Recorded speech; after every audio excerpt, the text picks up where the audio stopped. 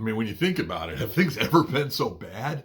Horrible times we're living in. I mean, it's not like it was 100 years ago, right? You know, the 1920s, we just ended the First World War, which was the worst war up to that point.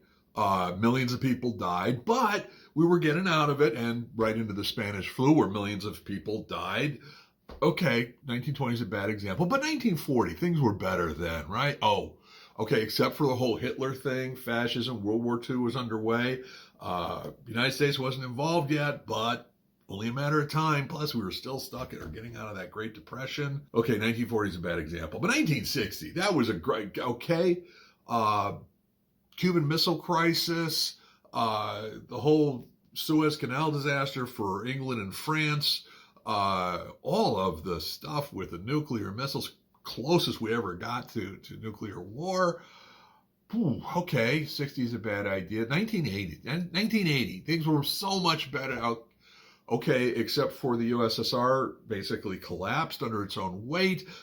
We had all of the Iran Contra, the Iranian Revolution that just brought on the beginnings of fundamentalist Islamism, disco. So, okay, 80s are bad, but 2000, right around 2000, that was the sweet spot. It was a wonder. Okay, dot-com bubble burst, recession that was going on there. We had our essentially 9/11 right around there. Okay, that was bad. Then we get to 2020. You get my point? About every 20 years or so, we go through literally cycles. Some are geographically specific, some are only to the Western country, whatever.